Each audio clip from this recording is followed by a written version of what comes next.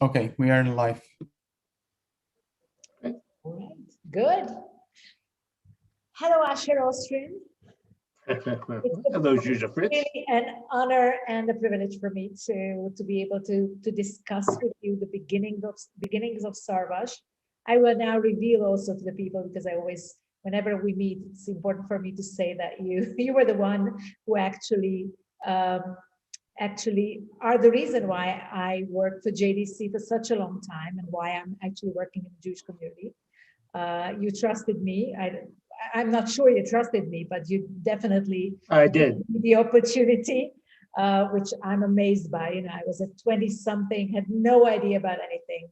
And you are one of the key people behind Sarvash, actually, that Sarvash became a reality and started operating. And you're a very humble person, so I'm really happy that this can happen, because I don't think many people know, or maybe just in your circles. And I hope that some Sarvash people watching it and get to know you.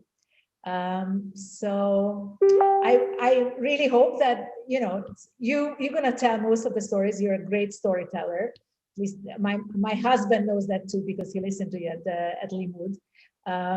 And I know that, of course. So tell me about the beginnings. Why, who and why was the decision made? Who made the decision and why to have the camp in the first place? Because it's not obvious, I think.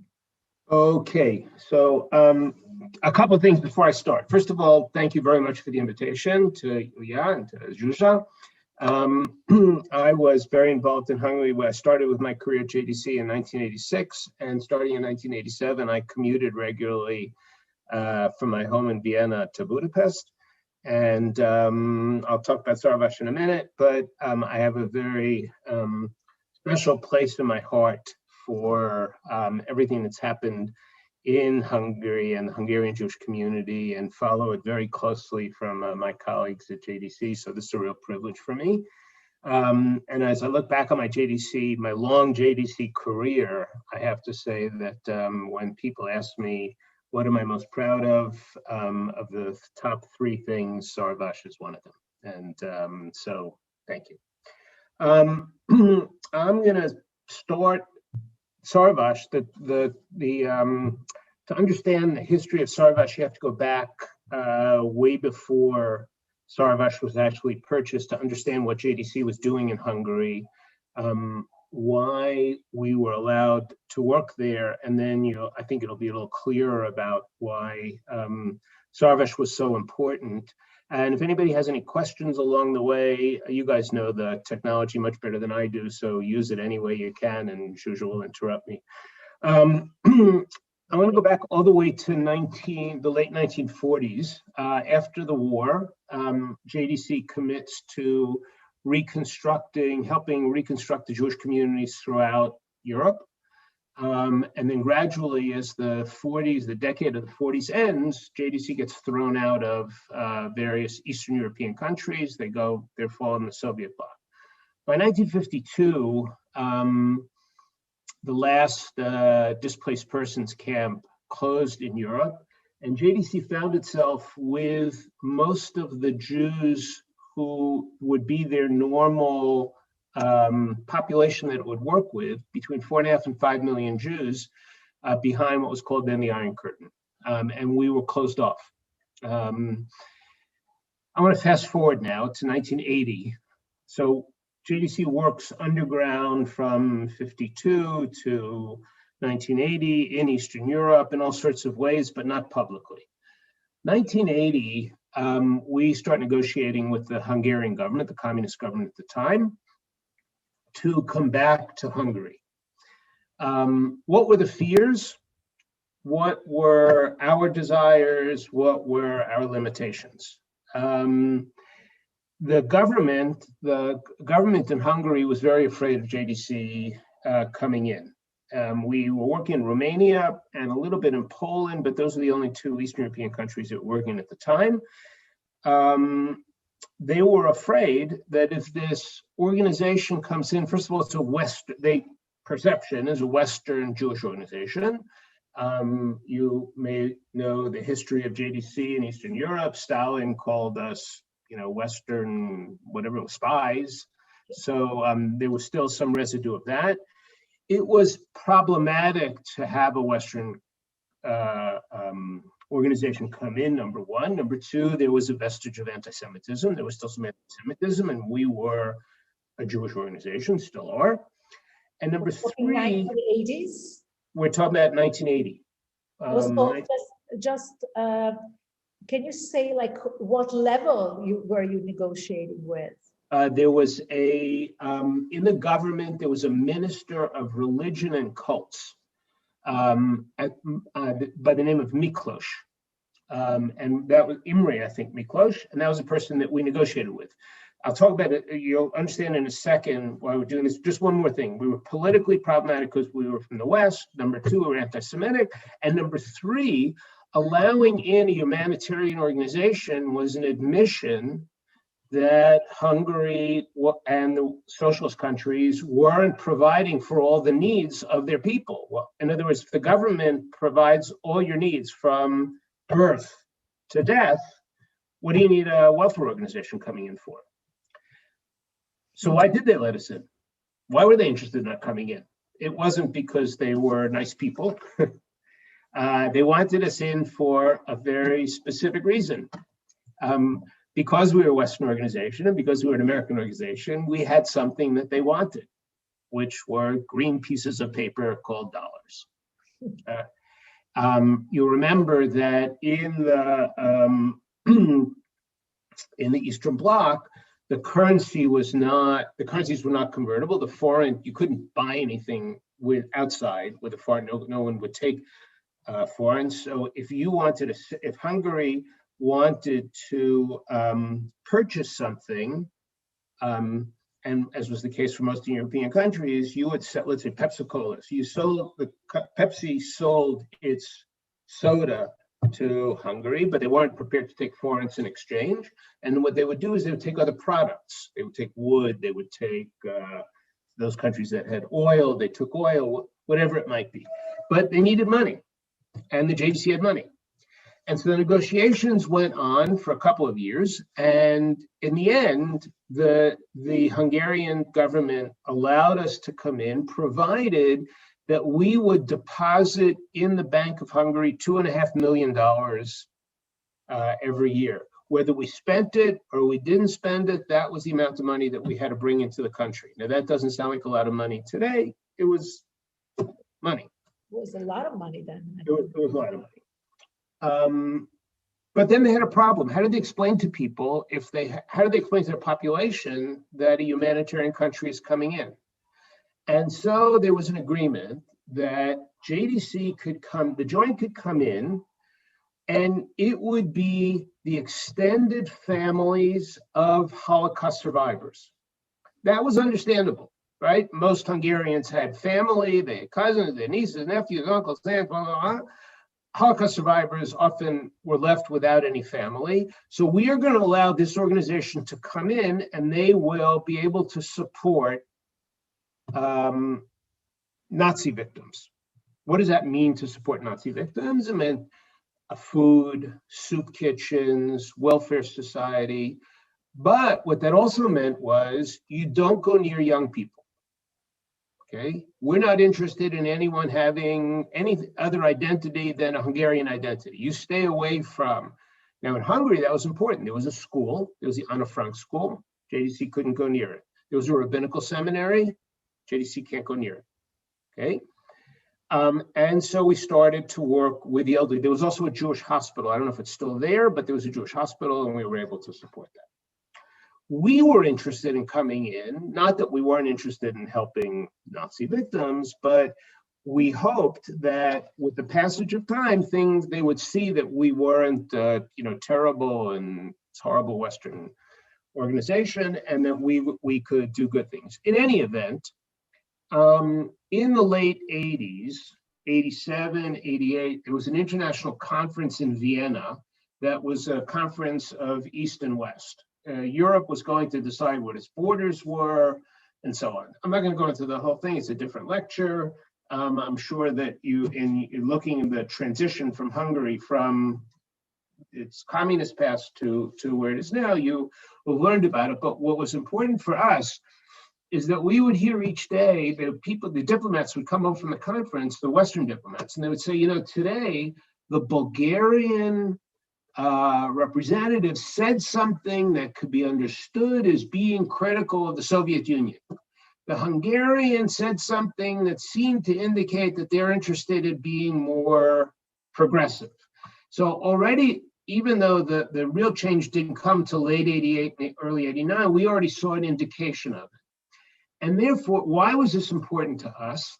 It was important to us, to the joint, because if we could make inroads in Hungary, and we could start to work with the youth in Hungary, and we could show that we didn't have these terrible designs on what was happening, then maybe we would also be invited to work in the Soviet Union. So Hungary and the Soviet Union being the two largest Jewish communities. And so they asked the person who was the director of the office in Vienna, myself, to start going into Hungary. There was at that time, I'm sorry, there's a long story, but if you want to understand where Sarvash comes from, it's important to understand where this comes from. It's not just buying a camp. It was actually that Sarvash is the proof of the Hungarian government to the West that it has changed. And it's the proof of the joint to the Hungarian government that you can trust us and our goals are not that negative. There was some of you know or may know the name, Ralph Goldman, a very famous director of the joint. He became friendly with a woman who owned a cosmetic empire, Estee Lauder, who was Hungarian, and her son Ronald. And there was a plan then. Okay, there was a camp at the time that had, I'm not 100% sure, but in 86 and 87, nothing to do with the joint. It was a camp run by the Jewish community that had about, if I remember correctly, about 30 or 40 participants for about a week. That was on the Balaton. Ronald Lauder said, "You find a place, and I will pay for the purchase of a camp." I spent the year from 1987 to mid-1988. I went into Hungary every week, usually 2 days a week, and I would go around the country looking for a place to buy that would be a camp. So it was always Hungary. It's just talking about Hungary now, because Hungary, it was only going to be a camp for Hungary. It was only going to be a camp for Hungarians. No one thought about an international camp. Remember, we're talking about 87 and 88. The wall hasn't fallen yet. All of this is very new. And we didn't want to do anything that was going to give some sort of indication that the international Jewish Kabbalah was really looking to take over Eastern Europe. I found a place in, I think it was in October of 89. It was a place near the wine growing district, but not at the Balaton. But okay, it was a nice place and it would be fine. Ralph was going to come to Hungary. He came to Budapest, and we were going to sign a memorandum of understanding with the government. You have to understand, every place, when I came in twice a week to look for a place for the camp, there was someone from the government who came with me every time, all through Hungary looking for the places. They wanted to make sure that I wasn't doing anything that I shouldn't be doing.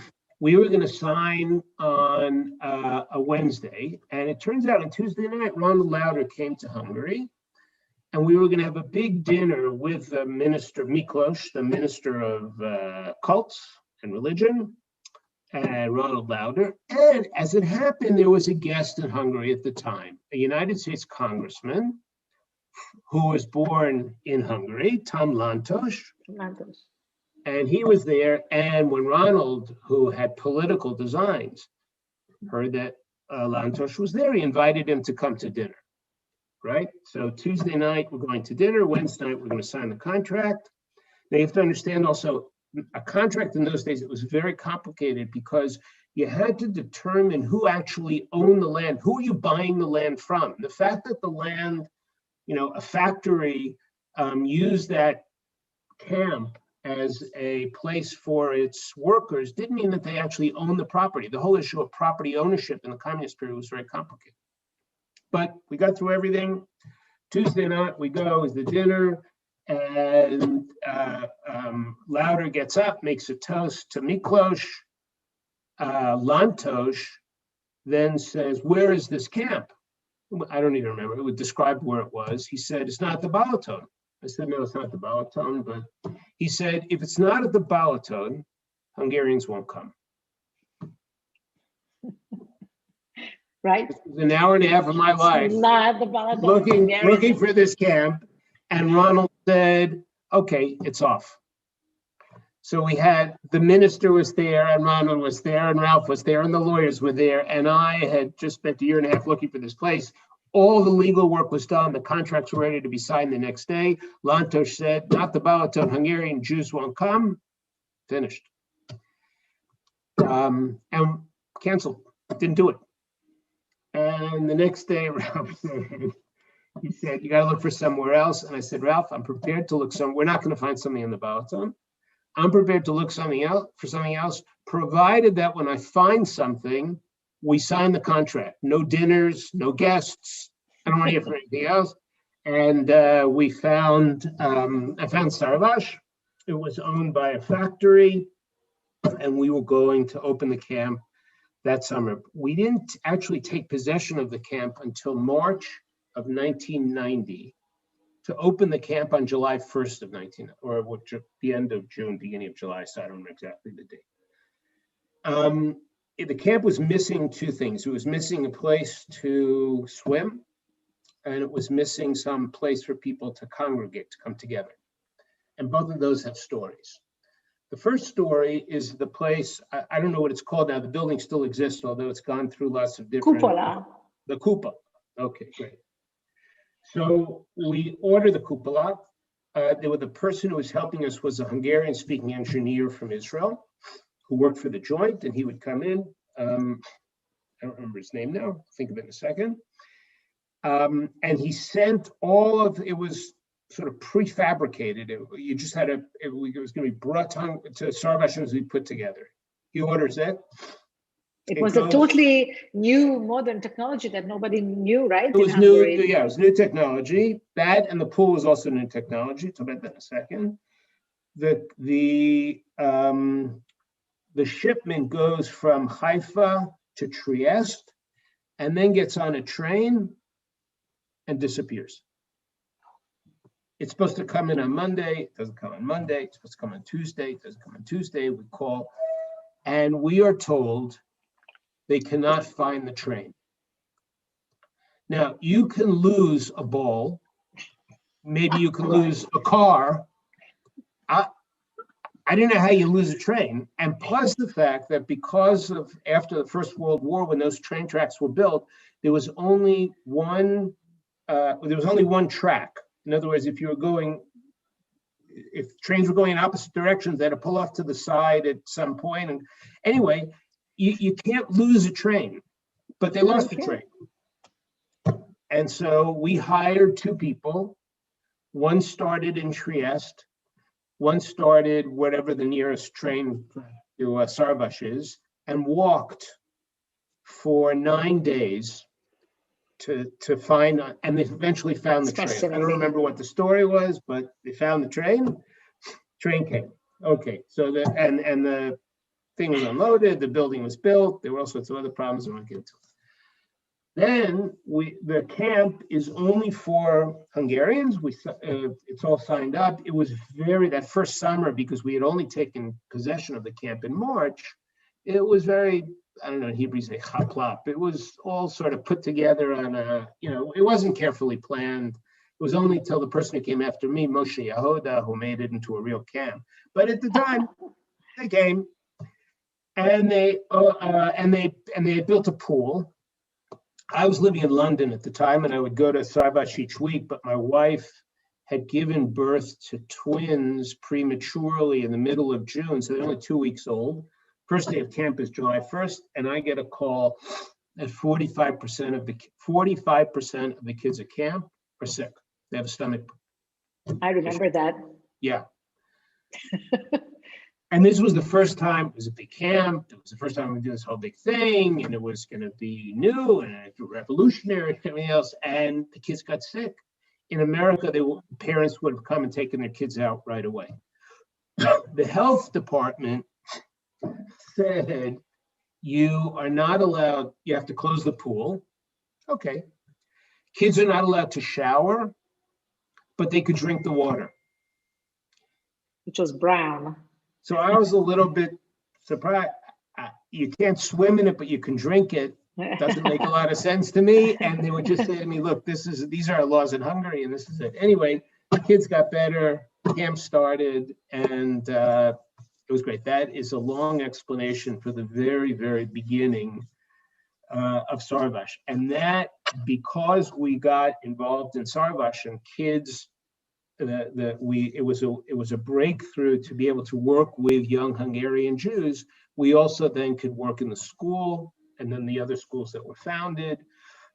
We could work, we could have, the JCC came later, but that really was the breakdown of the rules and the structure that limited us from the very beginning. So in that sense, Sarvash was a real breakthrough for JDC, and I think for the Jewish community. And it was the first time that international Jewish organizations could work with Jewish youth. And when other countries in the area, Bulgaria, Poland, saw what was happening with the Joint and the Jewish community in Sarvash, they also opened up their communities, and obviously the wall fell in Germany. And then at that very same time, after the first summer at Sarvash, we got a call in New York from the Minister of Cults of the Soviet Union. He'd like to meet with the director of the Joint, and the Joint then came in. So Sarvash was a turning point. In addition to all these other things, was a turning point in work with Eastern European young Jews, even not seen that way now, but it was really a major breakthrough for us. That's history. Wow. It is history. I remember this event of everybody's being sick, and we didn't have enough sick room anymore, and the kids were just standing next to trees and throwing up, and it was a day before Parents' Day. So we're like, okay, they will take their children, and there will be no more children in Sarvash. But in the end, it didn't happen. I think it was part and parcel of the experience. Right. There's a question here from Andrash about Fekete. Yeah, that's exactly what I wanted to ask you about, because I remember that István Fekete was involved in actually the purchase of Sarvash. So right. So as I mentioned to you, that I'd forgotten the name, but someone had come around the country when I was looking for a camp, and most of those trips it was Fekete. And then when we eventually found Sarvash, it needed government intervention to make sure that we could actually purchase the property, that we would be allowed to open the camp, and so on. Fekete was our connection with the government, and Louder obviously underwrote. He paid for it, paid for the purchase of the camp, but the people who were working on both purchasing it and setting it up with the Joint, and our connection with the government was through Fekete. A very important role. I'm sorry that I didn't mention that. I'd forgotten his name, but yeah. And János Fekete was actually from Sarvash, or living in Sarvash at that time, I think. Mm-hmm. So that's how it connected to. But Sarvash was very, as I say, it was the second. First of all, it was much better than what we had originally found, but it was not the original place that we were going to get the camp. But I think by that time, after that first failure, the government was very interested in it not being perceived as being their fault. And so they had as much interest in helping us find a place, which is how we got to Sarvash through Feketa. The one other piece I just want to mention, because I think it's also important and is probably not widely known, and that is the purchase of the camp and setting up the camp was controversial in the Jewish community. Especially for the older generation, the notion that there would be young Jews coming together in one spot physically made them nervous. And you remember, I hear sometimes when I go back to Hungary now, there's some people at Sarvash who tell me that their grandparents are still concerned, grandparents who are survivors of Auschwitz or the ghetto are still concerned, but it was much more widespread. Remember, this was only the very beginning. When we describe what happened in Eastern Europe in the late 80s, there's an assumption that sort of everything was moving in this one direction. It wasn't. There was a few steps forward, there were a few steps back. And even when things opened up, no one really knew, is this permanent? Is this just, remember, there had been liberalizations, and no one better than that than the Hungarians in '56, but also there have been in East Germany and in Poland. So, and the Soviet Union, no one really knew if this was permanent or not. So I just want to, we should also say that in terms of Ronald Lauder, to put down a very substantial amount of money for something that we were confident, but we weren't 100% sure. There was a level of risk there, but he believed in it and we believed in it and the community eventually believed in it, so it's good. As you're telling the story, I remember, I also had like this, I didn't know what a Jewish camp was. Like nobody knew really what a Jewish camp was or what do we do there, and everything, all the knowledge and the know-how came from Israel and the Israeli shlichim and the camp director, and it was all totally fresh and new for us. When you came to the working camp, how was it similar to what you imagined, or how was it different in the beginning? In my work with the joint, I've sort of made it I think in an unconscious level, I don't imagine anything. In other words, I don't have any expectations because things have changed. The places we've worked in during the period that I worked, there were so many changes and I just didn't know what to expect. I do remember being Zsuzsa, remind me the name of the first director? Avi Teitelbaum. After him. Yitzhak Roth. Yitzko, right.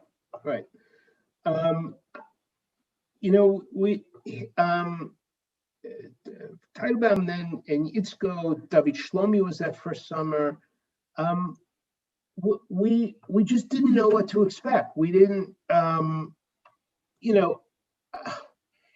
the West, we had all been educated that when there is assimilation is final. Because when Jews assimilate, they never come back. They're lost. And that's what we were raised on. That's what we believed. There's a constant battle that Jews shouldn't assimilate because once they assimilate, they're lost to the Jewish people. And when we came back to Eastern Europe and we found people in many places, not as much in Hungary as in other places, they were very disconnected from their roots, but they came back.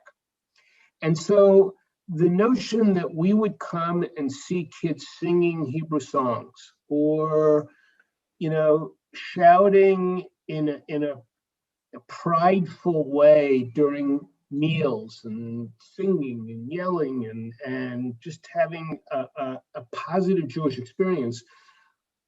Again, for the joint hadn't been connected with Jewish youth behind the Iron Curtain from the late 1940s until the late 1980s. We didn't know what to expect, right? We had stayed away from it because those were the conditions under which the governments allowed us back in. And so the notion that, first of all, the parents would send their kids to a camp like this, it wasn't a given. It wasn't, I mean, they wouldn't and they won't. How are we going to make this camp so special that parents are going to want to send their kids to a Jewish camp? And people won't say, "Oh, you're going to a Jewish camp." That was a big thing. This had to have better food and better sleeping arrangements, and a better pool and better madrichim than any other options, because it wasn't a given that parents would send their kids there. And so there's a lot of thought and concern. And if you would have told me when we bought, the first summer of 1990, that Sarvash is going to develop into what it developed into, an international camp, the kids, you have a waiting list, and the kids that almost every Jewish leader under the age of 45, anywhere in any Jewish community in Europe, had some Sarvash experience or knows a Sarvash, I would have thought you were crazy. It was a camp for Hungarian kids. That was it. And it was only the people with the vision who came later, Moshe, I think to a large extent, and Zsuzsa, you, and that this thing really became what it was. There was no expectation that this was what it was going to be. Were you involved in any way in the content, in the education? The first year, yeah. The first year I was. We brought some shlichim from Israel. David Shlomi, who had been a JCC Matnas director in Israel and had worked with me in Vienna. In Vienna, we were dealing at the time with Iranian refugees, and he spoke Persian. So, but he was he knew how to speak, even though he didn't speak any Hungarian. But so the two of us sort of plan, but I would imagine that first summer, the educational piece wasn't anywhere. It wasn't anything that it developed into much later. And also, remember, in those early days, it was implants. It wasn't really run. It wasn't run by Hungarians. It was run by people from the outside. And it was Moshe who said, "No, this camp has to be Hungarian. We can bring a director who's a Hungarian speaker from Israel at the first stage, but we want madrichim or no one dreamt of that. That was all new, right?" Yeah. No, it's like it really started out Hungarian, and then very soon after there were some groups coming from the Ukraine and Czechoslovakia and Yugoslavia, and then slowly developed into this big international camp. But not just international in the sense that people came and had fun from those countries. They went back to their communities, and they became, as they matured, the leadership of the community. And I attribute a lot of that to their Sarvash experience. They attribute it to their Sarvash experience. Sarvash became, with the passage of time, we began to see it as a Jewish laboratory, a laboratory for Jewish life. For 10 days or whatever it is, 2 weeks, you're going to go and you're going to live in intensive, not necessarily in a religious sense, but intensive in national and Israel and an intensive Jewish experience. And then you would take home what you wanted to take home and you felt was appropriate for you.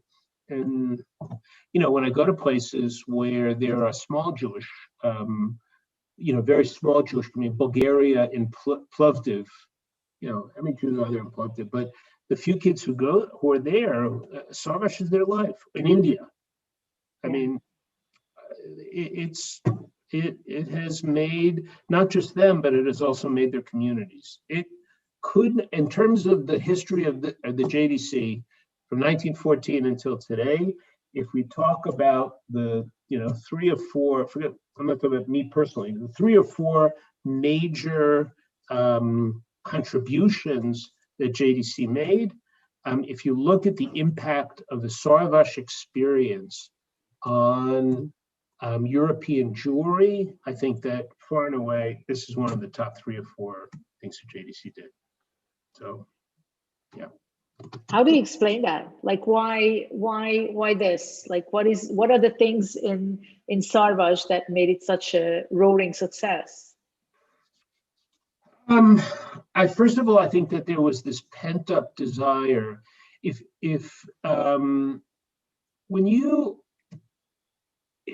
you were living in Sofia, right? You could be Jewish twice a week, 3 times a week for a couple of hours. And it's not that I don't mean to diminish anyone's Jewish identity, but you in Budapest, you can go to the JCC, you can go to a youth group, you can go to programs in a few hours, whatever it is. Sarvash, you wake up, you are with other Jews. And I'm talking here about an experience of identity and not necessarily as in a religious sense, but you people who are like you. I'll never forget, I had probably 20 years ago, I had been in Moscow, and I flew back all night. And I came to my office to pick up a book, and there was someone there waiting for me. He had come and he was waiting for me in the office. Didn't make an appointment. I was exhausted. I don't know if any of you, if those of you remember Malev. Well, Aeroflot used to aspire to be as good as Malev. It was terrible. So he said, it was an older man. He said, can I speak to you? I was an older man. I wasn't going to say no. And he came in to my office. He said, I want you to know I'm here because of you. But the you that he said wasn't me, Asher Ostrin, me, the joint. What was his story? He said, I was born in Poland right after the war. My parents, or maybe during the war, my parents were communists. And they started to stay in Poland. Then in the late 40s, they decided they wanted to leave Poland, but they couldn't leave, right? And so we were, I grew up in, I forget where he said he was from, maybe Warsaw even. And he said, so I said, well, what does that have to do with me? He said, what has to do with the joint is as follows. He said, I would wake up in the morning, our neighbors would spit on us. We would go to school and the teachers would make fun of us and the kids would make fun of us. We go to the schoolyard, people would throw stones at us. He said, 10 months a year, that was what our life was like. 1954 to 1964, the joint ran a camp, a Jewish camp. I don't know very much about the camp. I know that it exists. I looked afterwards, it did exist. I can't for the life of me figure out why the Poles allowed it, but they did. He said, 2 months out of the year, I was a human being with dignity, and I was a Jew. I was with people who understood what my life was like. He said, as soon as we could leave, we leave. And now every summer, every third year, all of us who are graduates of that camp from Poland, we now live in 11 different countries. He had moved to Belgium and he was going to move to Israel. Every third year, we have a reunion in Ashkelon, and we spend a month volunteering. That summer, there were 212 graduates of that camp. He said, we are not proud Jews and human beings with dignity because of that camp experience. That made a very profound effect on me. I don't think things had gotten that bad in any of the countries now that send their kids to Sarvash. But I do think that experience of if you come from a place like Plovdiv or Munkachevo or I don't know where else, some small community somewhere, and you come and you see that something where you are a minority 50 weeks of the year, but 2 weeks of the year, you're with people who care about you because of who you are and share experience with you. It's just wonderful. And I think that you guys and your community has made Sarvash into something that is incredibly important for Hungarian Jews and for Jews in other places. And I think it really has changed the course of Jewish history in Europe. I really believe that. I just want to see Mircea wrote something. Yeah, I wanted to read it to you. Oh, well, that's very nice. Thank you. This part of this is the joint and the people who work for the joint. I had lots of colleagues who, played roles for all this, but I think it wouldn't have happened if there wasn't a cadre of Hungarian Jews, young Hungarian Jews who stepped forward and said, we're going to take responsibility for this. And they have, and I think it is great. It is great. I think actually that also for Jews of Budapest, not just for small communities. I think that's right. It's a sense of freedom in Judaism that you don't even experience in the everyday Jewish life in Budapest, where there's really a lot of things happening. So it does give a sense that you don't have anywhere else, and it gives you really the strength and the energy for the whole year. For the kids to continue. Is there anything you would do differently now if you look back? That's one question. Also, I would really like you to speak a little bit about Ralph Goldman, because I think that he's such an iconic person and he's connected to this story. So we should learn a little bit about him. Yes, with pleasure. So let me start with Ralph. Ralph was very proud to say that he was born the same year as the Joint, 1914. And he died, when he died, he was 101 years old, just a few years ago. He was a very proud, he was born but near Lvov, but came as a child to the United States. He was really raised in the United States, became a social worker. And he was a diehard Zionist. He moved to Israel. And he served with Ben-Gurion. He was Ben-Gurion's aide-de-camp, and he did a lot of the connections for America with Ben-Gurion. Then came to work for the Joint. He was very close with a person who was another legend, in addition to Ben-Gurion, Teddy Kollek, who was a legendary mayor of Jerusalem. And Teddy called him up one day and said, look, the Joint is looking for a director. You should do it. And Ralph said, but it means I have to leave Israel. I don't want to leave Israel. And Teddy said to him, it doesn't matter what you want. This is what the Jewish people needs. And he moved to New York and became the director of the Joint and was, always very committed to Jewish peoplehood.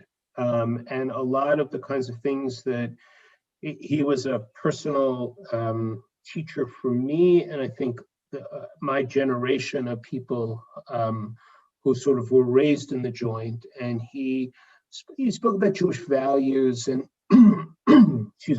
how important it was that even though the Joint at the time, for reasons that I explained, was seen as a welfare organization, he said that's not what we're about. We do that because we have to do it and people need that support, but what we really have to do is invest in the future of these Jewish communities. He believed deeply in the power of the Jewish diaspora and in Jewish education. And he was a extremely, personable. He used to tell stories. When I first started working in Hungary, I came with him a couple of times. One time he told me he had been in a hotel with his wife. He said, to give you a sense of what it's like here, we're talking about the in 80s, probably 87, when it was still somewhat strict. He said, Helen and I were here last year and we were in our room and she was complaining of a headache, and we went down to the desk the next morning. They had a bottle of aspirin for us. They had been listening to what went on in the hotel. Oh my God. And he was the person who really I once came and I knew that Estee Lauder had been in town and Ralph was with her. You have to understand, in those days, Ralph, he was in his late 70s already. And I said, I said, let's get together. I don't know, sometime in the afternoon. He said, I can't, I'm going bicycle riding with Estee. And she was also probably 80 and he was in his late 70s and he's bicycling around Budapest. But he was really the inspiration for all of us, and I think the Joint is what it is today to a large extent because of Ralph. You asked something else. What would I have done differently? I don't know how to answer that question. That's not to say that we didn't make mistakes and things shouldn't have been done differently, but I need to give a little more thought. That's an excellent question. and really have to give some more thought to it. Sure. Yeah. I'll give you some time to think Well, about there's it. a way, But there's a way to make sure that I get reinvited. But you will. And what do you think is the main task of Sarvash today? Like, do you think it has changed radically? Should Sarvash be different, very different from what it was even like 10 years ago? Do you see a different task for the camp in Europe now? Do I see a different task? Well, look, at one level, when we started in the 90s, having a Jewish experience was new for 90% of the kids who came to camp, right? I mean, if you talk anything, you talked about Shabbat, you learned some Hebrew words. This is before there were schools in Budapest. You learned some Hebrew words, you learned a Hebrew song. That was all new. We're now dealing with, and the kids who came, they were experiencing things that in many instances their parents hadn't experienced, because their parents were post-war, the generation from the post-war, and while there was, the infrastructure and synagogues and so on, there wasn't a sense of public pride in being Jewish. Was not easy to find. What you have now are kids who have had, not everyone obviously, but much greater numbers, they've had Jewish experiences. To give you an example, most of the kids, I'm not sure this is true for the Hungarians, but it was certainly true for most of the kids who came from Eastern Europe, and certainly the kids from the Soviet Union. When they came in the early 90s, if you ask them, what's your earliest Jewish memory? They'll talk about 2 weeks ago. That's their earliest Jewish memory. They didn't have Jewish memories growing up. Now, of course, it's not everybody, and I don't want to, but to a large extent. Now you have kids who come from homes where their parents, in many cases, their parents were Sarvash graduates. What's the role? It's an interesting question. I have to think about that, but I think that we're at a stage now where that's no longer a JDC decision. I mean, it hasn't been for a long time. I'm not suggesting this just as of 2021. That's the decision of the, first and foremost, the Hungarian Jewish community and the people who go to Sarvash and run Sarvash, and in other Eastern European countries. It's a very different environment than it was. But I will say that I know a lot of studies in the United States, which is where I'm from originally, where the issue of Jewish identity, lots of studies that are done in Jewish identities, and the question comes up, what has the greatest potential for impact on a child and his Jewish identity or her Jewish identity? Now, a lot of people would say going to a Jewish school, because you go to a Jewish school is 150, 180 days a year, 200 days a year. And in fact, study after study has shown that the biggest impact on the formation of a child's identity, Jewish identity, is a Jewish summer camp. Yeah. That's fascinating. Amazing. It's fascinating. It's fascinating. And I think we have to draw the conclusions of that. But as I say, that's something, if in the beginning of my career, we were bringing things in, now we are learning from the people who run it, who are people from you guys, and doing great. Yeah, that's nice. What do you do now in the joint? You were interim CEO. Before that, you worked in the FSU and ran the FSU department. What is your role now? I mentor younger staff. I do some internal consulting within the organization, and my primary role is on issues of property restitution.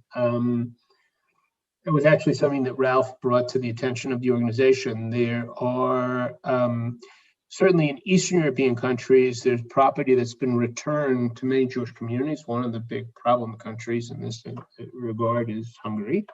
But helping communities, once they get the property back, how is the property going to be managed, and what the how they're going to use it in the most effective way, the money that they get. And so what you have something, let's say a small Jewish community in Romania, a few thousand Jews, they got $90 million worth of property back, which is way, way, way more than the community can use, Serbia as well. And so helping them find ways to help become part of the Jewish world and to contribute, not just be receivers, but also recipients, but also contribute. Writing a book and talking to people from Sarvash about the history of Sarvash. That's the biggest enjoyment, right? Try putting on my mask and making sure that no one breathes near me so I don't get COVID. Yeah. But I see in a sentence, the joint has had gone through four major periods in its history. I'll just mention the last two. So the communist period, we worked in a certain way, and then post-communism. So from 1989 until a few years ago, that's not really what we have to do in this new period. In other words, Hungary, it's not post-communist anymore. You're members of the EU and have been for a number of years. For the time being, yes. Yeah. But it means it's working a different way and trying to define what that role will be. Obviously, it's not going to be the same role in every country, but there are still some places that need the basics. Venezuela, Turkey, they are communities that are under threat. And JDC is helping them. Traditionally, one of the things that we've done, there's still a large welfare operation, let's say in Ukraine and some of the other former Soviet Union countries, but we're moving more in the direction of helping consulting and community development, and means that we pull back as an organization, and the communities are out front. So we'll see. I'm trying to work with that and try to help the leadership of the organization figure out what our next the next stage for the next stage of staff and professionals and lay people will be. But as I said, I'll close with what I open with. The Hungarian Jewish community has a special place in my heart, and what you guys have done with Sarvash is just makes me I feel wonderful. And but you also have a special place in my heart, I have to say. And I will read, you are very, I know your humility, but I will read what Mircea wrote. Mircea Chernov is the country director to Hungary of JDC now. And he wrote, when no expectations and a great risk level is in place, only a strong vision or visionary thinking will provide the backbone for doing great things. Amazing to listen you telling the story, Asher. Thank you. So I just wanted to read that. So thank you very much. And you should all go on to do wonderful things, as I know you will. I'm going to be partnering with you. Thank you. Thank you very much, Asher, for sharing the story. I also learned a lot of things that I didn't know because I was then very ignorant. Thank you to Ilya for the invitation, and Zsuzsa for doing it, and recognition for Ralph and for Moshe Yehuda, who all deserve a great deal of thanks from all of us. All the best. Be well, everybody. Stay well. Thank you. See you here in Israel soon. Yeah, Bye-bye. me too. Bye-bye. Bye.